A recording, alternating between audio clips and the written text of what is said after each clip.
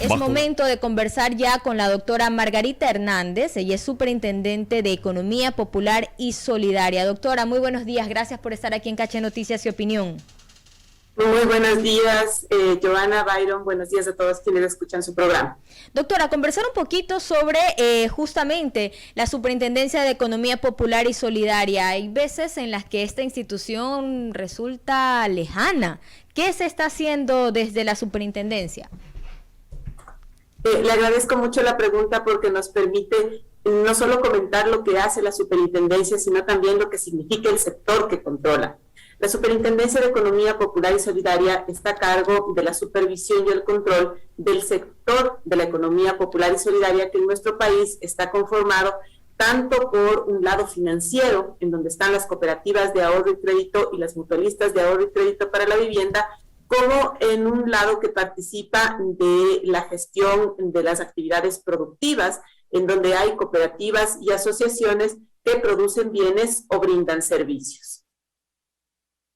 Y justamente nosotros habíamos hablado sobre denuncias de estas empresas que son captadoras de dinero, que son ilegales y que finalmente la gente se da cuenta cuando ya el caso explota, por decirlo así, ¿no? Ya se ven estafados. ¿Cómo se puede uno informar sobre qué instituciones realmente están dentro del sistema? Porque por un lado está la Superintendencia de Bancos y por el otro está la Superintendencia de Economía Popular y Solidaria, que es para instituciones más pequeñas, cooperativas, ¿verdad? No necesariamente más pequeñas. En realidad lo que tienen es una dinámica distinta porque son empresas sociales y no empresas de capital. Si nosotros viéramos la lista por tamaño de los intermediarios financieros que operan en el sistema financiero nacional, nos daríamos cuenta de que hay por lo menos 5 cooperativas de ahorro y crédito entre los intermediarios financieros más grandes de este país, es decir, inclusive más grandes que bancos pequeños y medianos. Lo mismo nos pasaría desde el lado de las mutualistas. Tenemos una mutualista que tiene una presencia muy importante en el sistema financiero nacional. Entonces, lo que hay que ver es que son entidades con una dinámica distinta que participan en el sistema financiero nacional en las mismas condiciones y con las mismas reglas que otros intermediarios financieros. ¿A qué me refiero puntualmente, Joana? Ambos lados del sistema financiero nacional tienen, por ejemplo, seguro de depósitos, están sometidos a la misma regulación emitida por la Junta de Política y Regulación Financiera y la Junta de Política y Regulación Monetaria, cada cual en el ámbito de su competencia. Ambas gestionan temas de lavado de activos y prevención del financiamiento de delitos e interactúan con la UAFE, por ejemplo, y ambas tienen supervisión y control. Entonces, no es un tema de tamaño, es una lógica respecto de la gestión que hacen estas entidades. ¿Y cómo se analiza y se construyen justamente estas políticas públicas en este sector tan estratégico de la economía popular y solidaria? ¿Qué tipo de información se puede acceder un usuario? Yo creo que ahí hay un tema que lo tenemos que tratar en relación con lo primero que usted planteaba, ¿no es cierto? Lo fundamental para poder tener o tomar una decisión adecuada desde el punto de vista financiero es la información. Y conocedores de esto, en su estrategia, la Superintendencia de Economía Popular y Solidaria tiene un eje de transparencia. Y en ese eje de transparencia está, por supuesto, el acceso a la información. ¿Cómo hemos garantizado ese acceso a la información para la población en general? Precisamente democratizando la información a través de nuestra página web, de distintos estudios y publicaciones que hacemos y de un portal estadístico que es el portal DataCeps, que se desarrolló en cooperación técnica internacional del Banco de Desarrollo de América Latina, CAF, y el trabajo técnico de los funcionarios de la Superintendencia de Economía Popular y Solidaria, y que lo que permite es poner a disposición del público en general no solo boletines estadísticos y documentos metodológicos, sino bases de datos que ya permiten analizar tanto la situación individual de las entidades como la situación del sector, sea en una localidad en particular o sea a nivel nacional, respecto de un tipo de crédito en particular, por ejemplo, o de una actividad económica. desagregado por género para saber qué es lo que está pasando con los hombres y las mujeres que interactúan con el sector financiero popular y solidario y con la economía popular y solidaria. Y toda esta información ya permite que se tomen mejores decisiones. Sin embargo, hay un tema adicional que tiene que atarse a esta democratización de la información y es precisamente el entender cómo la educación financiera apalanca el proceso de dos lados. Permite que las personas estén preparadas para una mejor interacción con el sistema financiero, sea en el sector privado, en el sector público o en el popular y solidario, y además permite un mejor uso de esta información que se pone a disposición del público. 7 de la mañana con 48 minutos, estamos conversando con la doctora Margarita Hernández, superintendente de Economía Popular y Solidaria. Doctora, también existe un gran problema con el tema del crédito. ¿Qué estamos haciendo en ese punto para fomentar ese crédito y así evitar que la usura gane terreno en nuestro país? Yo le agradezco mucho la pregunta, Byron, porque nos permite hablar de un tema que es fundamental desde la caracterización de las entidades que conforman el sector financiero popular y solidario, y es precisamente su compromiso con los socios a través del crédito. Si nosotros viéramos la curva de lo que fue la evolución de la cartera de crédito de las cooperativas y las mutualistas, especialmente en los últimos 3 años, nos daríamos cuenta de la rápida recuperación que la colocación de crédito tuvo en el sector luego de esta contracción que se dio con la pandemia. Si nosotros analizamos los indicadores desde el punto de vista de la cartera de crédito, nos vamos a dar cuenta de que las entidades que conforman el sector tienen una cartera de crédito que supera los 15.500 millones de dólares. Eso es más del 13% del Producto Interno Bruto del país. Y ahí uno entiende lo que esto significa, lo que esta gestión de crédito significa. Pero además hay que considerar un tema. Los puntos de atención del sector financiero popular y solidario están colocados en su mayoría en cantones con niveles de ruralidad y de pobreza que superan el 50%. En estos cantones vive más del 32% de la población del país. Y ahí, en esas zonas geográficas, el sector financiero popular y solidario coloca en promedio $1.55 por cada dólar que capta. Es decir, está trayendo recursos de donde hay más capacidad de ahorro, en donde capta depósitos, para colocarlos en esos cantones en donde hay necesidad de crédito. Y otro tema fundamental para completar este análisis es entender que ese crédito en su mayoría se corresponde a microcrédito, que es precisamente el que está ligado con las actividades productivas de los pequeños emprendedores, de los pequeños empresarios. Entonces, esto nos muestra lo que el sector hace en favor de sus socios, no solo ya en la colocación de crédito, sino también dándole un carácter distinto a esta necesidad de acceso al crédito de sus socios. No hay que olvidar que por mandato normativo, las cooperativas de ahorro y crédito y las mutualistas solo pueden darle crédito a sus socios.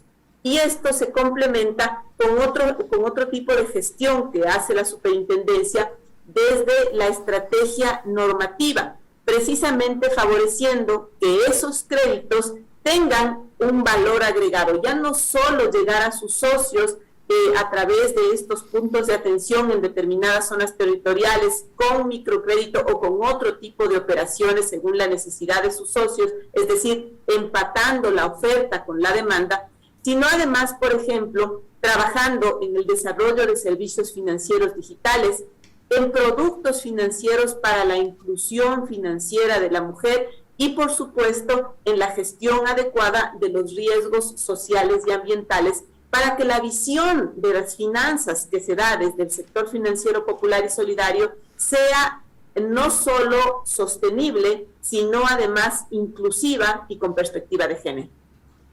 Doctora, pero también hay que hacer algo con las tasas de intereses. Ese es uno de los factores también porque las personas no acuden a estos créditos por las altas tasas y recurren al chulco. Yo creo que, Byron, ahí hay que desarmar, digamos, esta pregunta o esta inquietud en dos. La primera, y voy a atar lo que decía Joana al principio, ¿no es cierto? Efectivamente tenemos una alta incidencia de interrelación o de acceso de las personas, tanto a los prestamistas ilegales como a los captadores ilegales. Pero ahí hay que comprender cuál es la dinámica que está detrás de esto, y por eso un trabajo coordinado en empatar la necesidad de crédito con la oferta de las entidades es fundamental. Trabajar para eliminar esas barreras que impiden que las personas accedan no solo al crédito, a las entidades financieras reguladas. Es decir, ¿por qué no me acerco a dejarle un depósito a una cooperativa y prefiero quedarme con ese dinero en la casa con el riesgo que eso significa? Entonces tenemos que empezar a trabajar por favorecer espacios en donde se construya una lógica de entender lo que el sistema financiero es y lo que el sistema financiero hace de manera general, y por supuesto ya enfocados en lo que son las cooperativas y las mutualistas en el sector financiero popular y solidario. Y por otro lado, respecto de los prestamistas ilegales, entender que la tasa de esos prestamistas ilegales es absurdamente alta frente a cualquier tasa que coloque un intermediario financiero regulado. Las tasas en este país, no hay que olvidar, están reguladas. Tienen techos respecto de lo que se puede cobrar y pisos respecto de lo mínimo que se puede pagar por un depósito.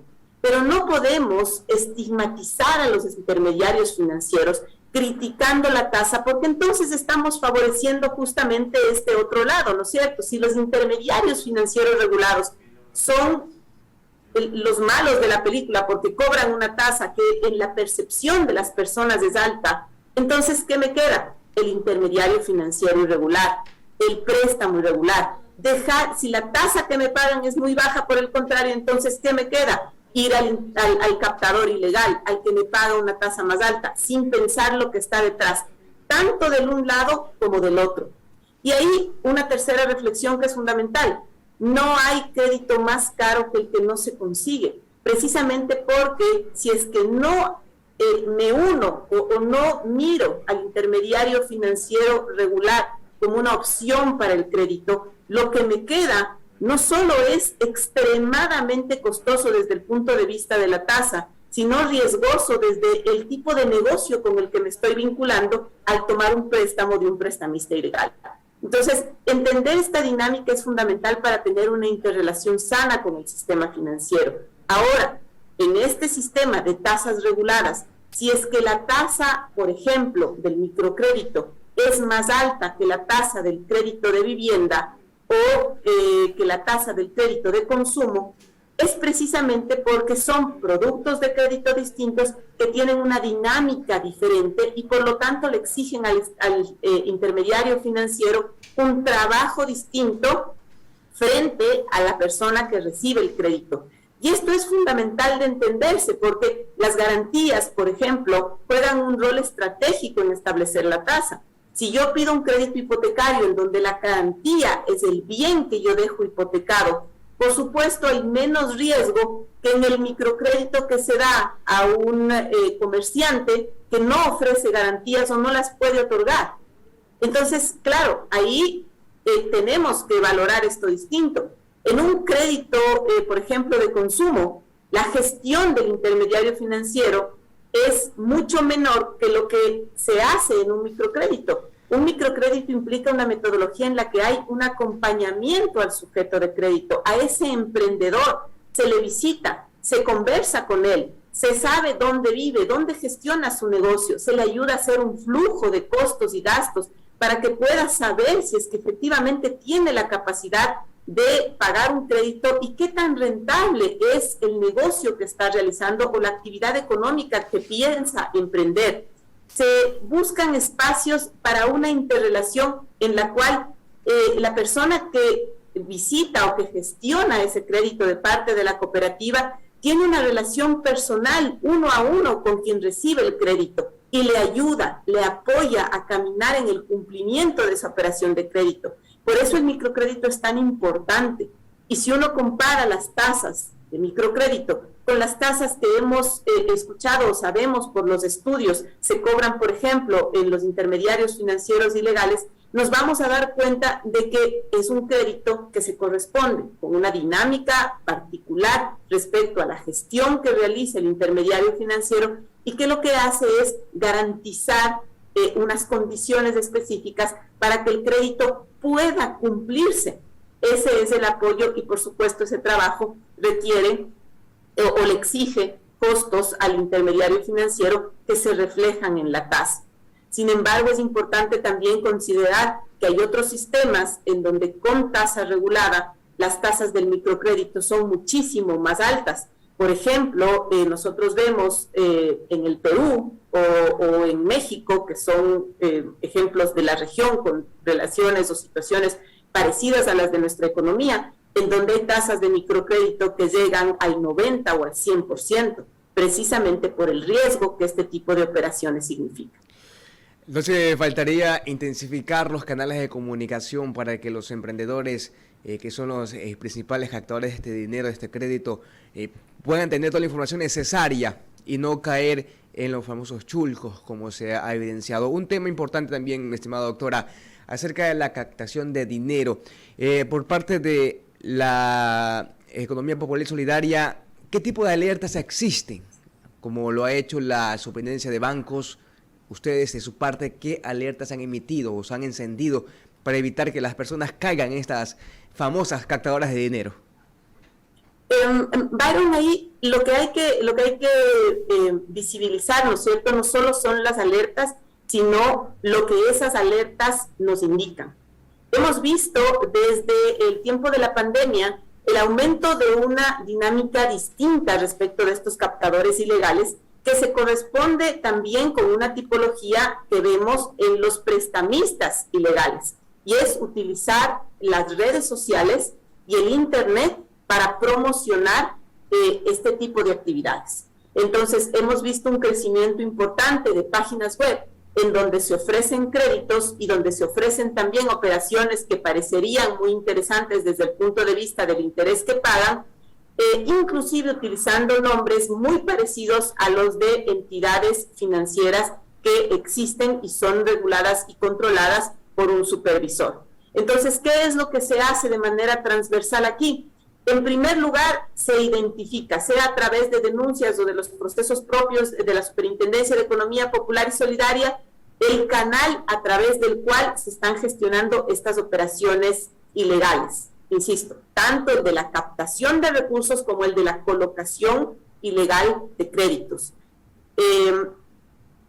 Aquí voy a hacer un paréntesis, Byron, porque la gente tal vez no tiene claro lo que significa esto de la colocación ilegal de créditos, y no solo estamos hablando de lo que coloquialmente se conoce como el chultero, sino además de espacios en donde se pide a las personas que hagan depósitos en determinadas cuentas para, a cambio de esos depósitos, recibir créditos en condiciones muy favorables, con tasas muy bajas y plazos muy largos.